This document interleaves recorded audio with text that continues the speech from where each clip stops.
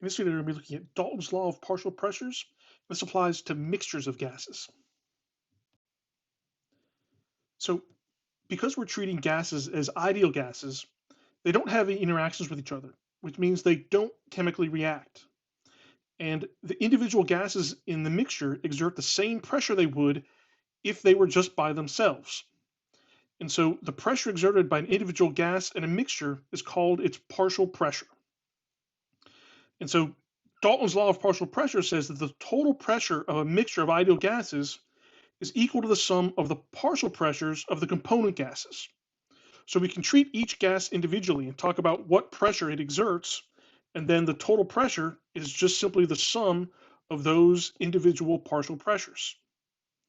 And so when we use the ideal gas law, if we want to know the total pressure, we can use the total number of moles, where we just add up the moles of each of the components, or we can use the ideal gas law on just an individual component of the mixture. If I wanted to know the partial pressure of gas A, I would just use the moles of gas A in that version of the ideal gas law.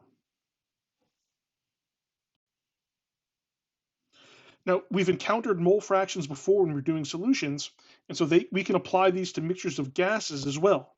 So remember that the mole fraction is defined of any component of a mixture is defined as the moles of that component divided by the total moles.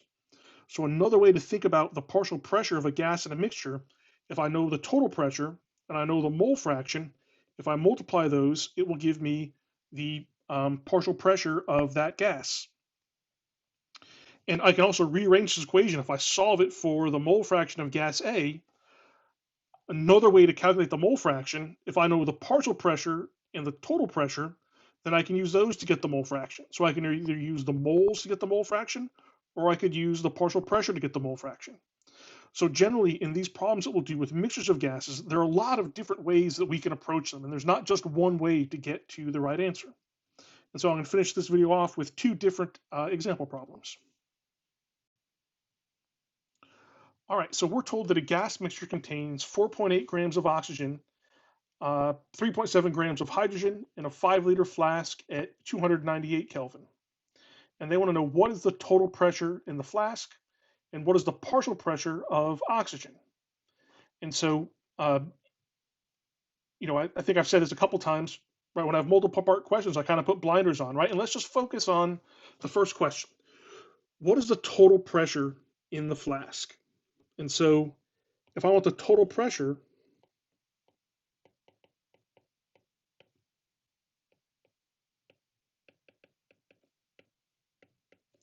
then I need to use the total number of moles. And so we're given the volume, right? We know the volume of the flask is 5 liters. We always know R. We know the temperature. And so the only thing we don't know at the moment is the total number of moles. But we can find this pretty easily. I have the grams of oxygen, so I should be able to find the moles of oxygen. I have the grams of hydrogen, so I should be able to find the moles of hydrogen. And I just add those two together to get the total moles. Then I'll use the ideal gas law to get the total pressure. So for oxygen, I'll take my 4.8 grams of O2. So 2 times 16, 32 grams per mole. And so I have 0.15 moles of O2. We do the same thing for hydrogen.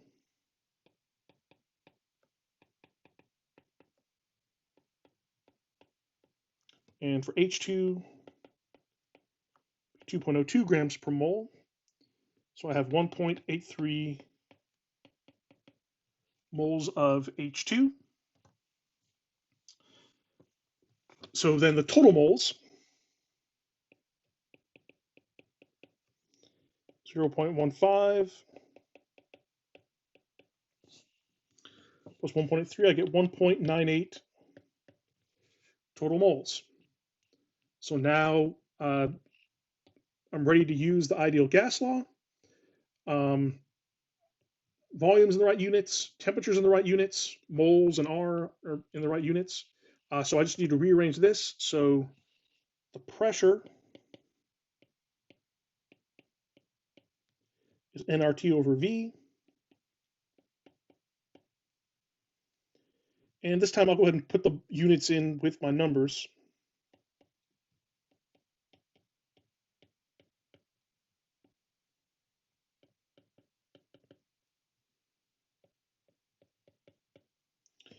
Temperature, and then divide by the volume, which is 5.0 liters. So for the units, the moles cancel, liters cancel, kelvins cancel. I'm left with atmospheres, which is good. And when I solve that, I get a total pressure of 9.7 atmospheres.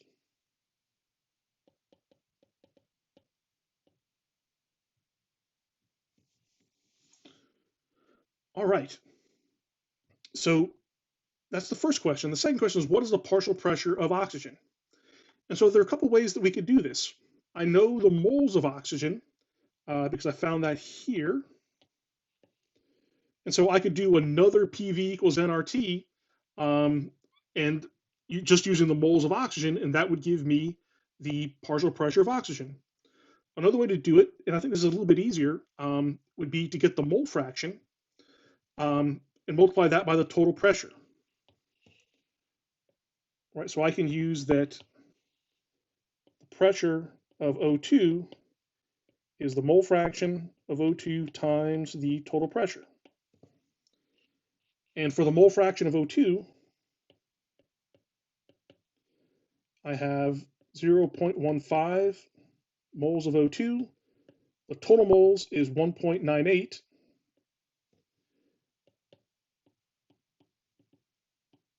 And so when I divide that out for the mole fraction of oxygen, I get 0.076. And so then the pressure of O2 is the mole fraction of O2 times the total pressure. And so for my partial pressure of O2, I get 0.74 atmospheres. All right, here's the second example. Now the mixture of neon and xenon. We're given the total pressure, we're given the volume, we're given the temperature, and we're given the moles of xenon. And we want to know what is the partial pressure of neon and what is the mole fraction of neon. So I think there are a couple ways that we could do this.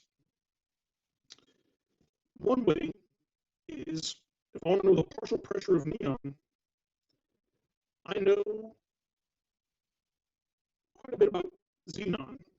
Right? I know how many moles of xenon I have the temperature, I have volume. So I should be able to get the partial pressure of xenon. Right? And then I know the total pressure. So the pressure of neon and xenon add up to be the total pressure. So if I can find the pressure of xenon, I can subtract that from the 3.9. That will give me the pressure of neon. There are lots of other ways to practice as well. This is just one way. So I'm going to use P equals nRT with the xenon. So P is equal to nRT over V. And so I have 0.17 moles.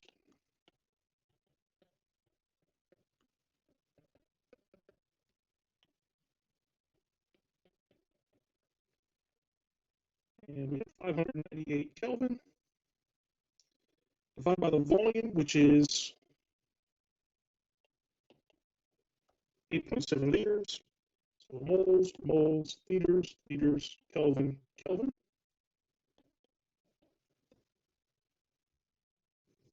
All right, and when I do that, I get 0.96 atmospheres. Again, because I use the moles of xenon, this is the pressure, partial pressure of xenon. So then I know that total pressure is the pressure of xenon plus the pressure due to neon. So then subtract the pressure of xenon from both sides.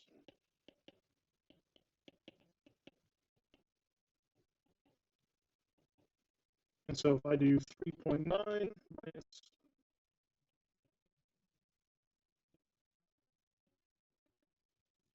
2.9 atmospheres is the partial pressure of neon. Right, and then finally, we want to know the mole fraction of neon. So I can do the mole fraction with the moles or the partial pressures. And I think the easier thing to do here would be to do the partial pressures because I have everything that I need. So the mole fraction of neon is the partial pressure of neon divided by the total pressure. And so I have 2.9 atmospheres divided by 3.9 atmospheres. And my mole fraction of neon